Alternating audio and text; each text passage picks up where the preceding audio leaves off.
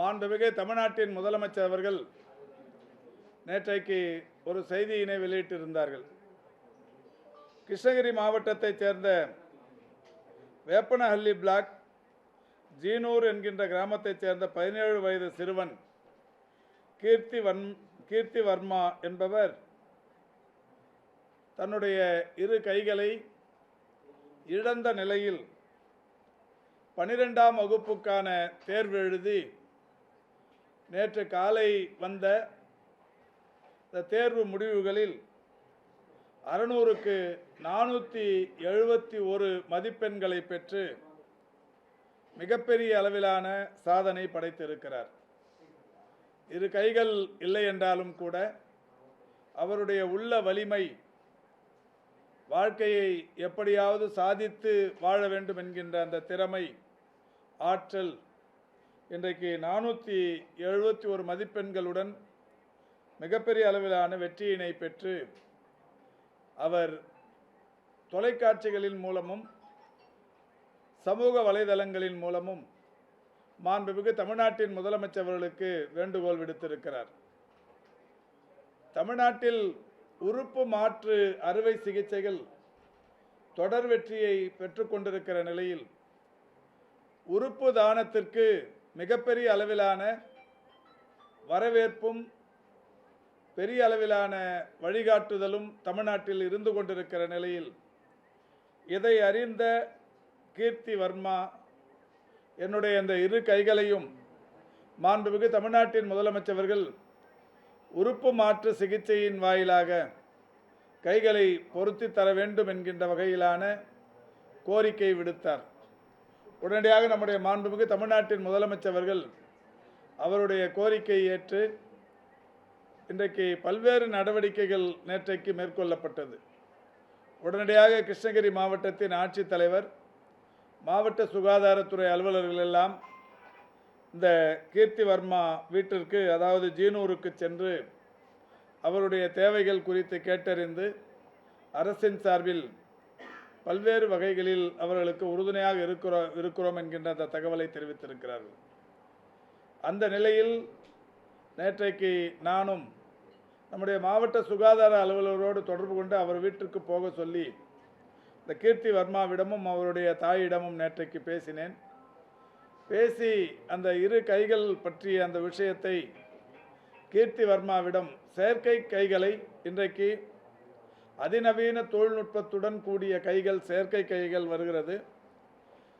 அது ஒன்று இந்தியாவில் தயாரிக்கிற கைகளாக இருந்தாலும் சரி, அல்லது வெளிநாடுகளில் தயாரிக்கப்படுகிற கைகள். ஏற்கனவே அபிநயா என்கின்ற குழந்தைக்கு நம்முடைய மாண்புமிகு முதல்வர் அவருடைய வழிகாட்டுதலோடு செயற்கை கால்கள் வெளிநாட்டிலிருந்து செய்வித்து தரப்பட்டு வரவைக்கப்பட்டு அந்த குழந்தைக்கு தரப்பட்டது. அப்படி ஏதாவது செய்யலாமா என்று இந்த கீர்த்தி வர்மாவிடத்தில் கேட்டபோது அவர் உடனடியாக மறுத்து, எனக்கு செயற்கை கைகள் தேவையில்லை, உடல் உறுப்பு மாற்று அறுவை சிகிச்சை என்கின்ற வகையில் கை உறுப்பு மாற்று அறுவை சிகிச்சை செய்து எனக்கு அந்த ஒரிஜினல் கைகளை பொருத்துவதற்குரிய நடவடிக்கைகளை அந்த அரசு செய்தால் நன்றாக இருக்கும் என்கின்ற வகையிலான விருப்பத்தை தெரிவித்தார். அதற்கு உடனடியாக இன்றைக்கு அவரை சென்னைக்கு, அவரையும் அவருடைய பெற்றோரையும் தாயையும் வரவழைத்திருக்கிறோம். இன்றைக்கு நம்முடைய இந்த டிரான்ஸ்பிளான்ட் கமிட்டியின் சேர்மன் திரு மருத்துவர் கோபாலகிருஷ்ணன் வந்திருக்கிறார். ஸ்டான்லி மருத்துவமனை என்பது இந்த கைமாற்று அறுவை சிகிச்சை புகழ்பெற்ற மருத்துவமனை. தமிழ்நாட்டில் அரசு மருத்துவமனைகளில் ஸ்டான்லியில் மட்டும்தான் இந்த கைமாற்று அறுவை சிகிச்சைகள் என்பது ஏறத்தாழ 2018ஆம் ஆண்டு முதல் செய்யப்பட்டு வருகிறது. தனியார் மருத்துவமனைகள் என்று எடுத்துக்கொண்டால் ஒரு சிறந்த மருத்துவர் ஒருவர் குளோபலில் இருக்கிறார், அங்கே செய்யப்படுகிறது. ஆக அரசு மருத்துவமனைகளில் ஸ்டான்லியிலும் தனியார் மருத்துவமனைகளில் குளோபலிலும் தான் இதுவரை இந்த கைமாற்று அறுவை சிகிச்சைகள் செய்யப்பட்டிருக்கிறது. இதுவரை தமிழ்நாட்டை பொறுத்தவரை 2018க்கு பிறகு 8 பேருக்கு இந்த கைமாற்று அறுவை சிகிச்சை செய்து அவர்கள் நன்றாக இருக்கிறார்கள். இந்த நிலையில் ஒரு 26 பேர் இந்த ஆணையத்திடம் கைகள் வேண்டி பதிவு செய்து காத்தும் கொண்டிருக்கிறார்கள். இந்த நிலையில்தான் பெருமதிப்பிற்குரிய கீர்த்தி வர்மா என்கின்ற இந்த சிறுவனின் கோரிக்கையை மாண்புமிகு தமிழ்நாட்டின் முதலமைச்சர் அவர்கள் ஏற்றிருக்கின்ற காரணத்தினால் இன்று அவருடைய பெயர் ஸ்டான்லி மருத்துவமனையில் பதிவு செய்யப்படுகிறது. அந்த உறுப்பு மாற்று ஆணையத்திடம் பதிவு செய்யப்படுகிறது. பதிவு செய்து 2 நாட்கள் கழித்து, அதாவது திங்கட்கிழமை அவர் மருத்துவமனையில் அனுமதிக்கப்பட்டு 2-3 நாட்கள் அவருக்கான பல்வேறு பரிசோதனைகள் செய்யப்படவிருக்கிறது. இந்த பரிசோதனைகளை தொடர்ந்து அவர் டிஸ்சார்ஜ் செய்யப்படுவார். மூளைச்சாவு அடைந்தவர்களிடத்திலிருந்து இந்த கை உறுப்பு தானம் கிடைக்கப்பெற்றவுடன் இந்த சிறுவனுக்கு உடனடியாக இந்த மாற்று அறுவை சிகிச்சை செய்யப்படவிருக்கிறது. மருத்துவர்களிடத்தில் தற்போது நாங்கள் பேசிய போது, யாராவது மூளைச்சாவு அடைந்தவர்களிடத்திலிருந்து இந்த கையெடுத்து 6 மணி நேரத்திற்குள் அறுவை சிகிச்சை செய்தால் மட்டுமே அந்த கைகள் இயங்கும் தன்மை உடையவைகளாக இருக்கும் என்கின்ற வகையில், உயிர்ப்பு தன்மை உள்ளவைகளாக இருக்கும் என்கின்ற கருத்து சொல்லப்பட்டிருக்கிறது. எனவே இவர் இங்கே பதிவு செய்துவிட்டு கிருஷ்ணகிரியில் இருந்தால், அங்கு இருந்து இவர் இங்கே வந்து சென்னையிலோ அல்லது வேறு ஏதாவது மருத்துவமனையிலோ கைகள் தானமாக பெறப்பட்டதற்கு பிறகு மருத்துவமனைக்கு செல்வது என்பது 6 மணி நேரத்திற்குள் செல்வது என்பது இயலாத காரியமாகிவிடும். எனவே அவரிடத்திலும் அவருடைய தாயிடத்திலும் தற்போது பேசியிருக்கிறோம். இவருடைய எதிர்கால கனவு என்பது பொறியியல் படிக்க வேண்டும் என்பது. அந்த வகையில் நாங்கள் அவரிடத்திலே கேட்டோம். பொறியியல் படிப்பதற்கு சென்னையை ஒட்டி ஏதாவது ஒரு கல்லூரியில் விடுதியில் சேர்ந்து படிப்பதற்குரிய வாய்ப்பை இந்த அரசு ஏற்படுத்தி தருவோம், நீங்கள் இங்கேயே படிக்கிறீர்களா என்கின்ற விருப்பத்தை கேட்டோம்.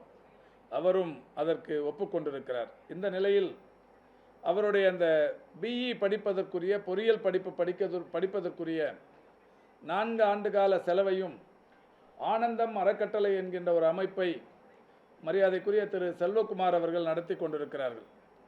கடந்த 12 ஆண்டுகளாக தமிழ்நாட்டில் கிராமத்தில் பயில்கிற மாணவர்கள், பெற்றோரை இழந்த மாணவர்கள், அவர்களுக்கு இந்த ஆனந்தம் அறக்கட்டளை இதுவரை 984 பேருக்கு மருத்துவம் மற்றும் பொறியியலில் படிப்பதற்கு இலவசமாக படிக்க வைத்து கொண்டிருக்கிற அமைப்பு ஆனந்தம் அறக்கட்டளை.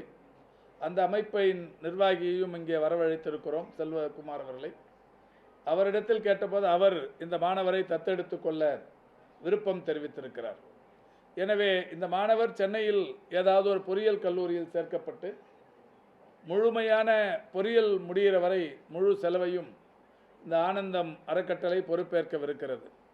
எனவே அவர் சென்னையில் படிக்கிற நிலையில்தான் இந்த மருத்துவத்திற்கும் அது பெரிய அளவில் வசதியாக இருக்கும். அந்த வகையில் அவர் ஒரு 2 நாட்கள் கழித்து திங்கட்கிழமை மீண்டும் சென்னைக்கு வருவதாக சொல்லியிருக்கிறார். திங்கட்கிழமை நம்முடைய ஸ்டான்லியில் அனுமதிக்கப்படவிருக்கிறார். இன்று போய் ஸ்டான்லியில் பதிவு செய்ய போகிறார். முடித்துவிட்டு ஊருக்கு போய் திங்கட்கிழமை மீண்டும் வந்து இங்கே அனுமதிக்கப்பட்டு 2-3 நாட்கள் பரிசோதனைக்கு பிறகு மீண்டும் ஊருக்கு போய் பிறகு இங்கே சென்னையை ஒட்டி இருக்கிற கல்லூரியில் அட்மிஷனுக்கு பிறகு இங்கே படிக்கவிருக்கிறார்.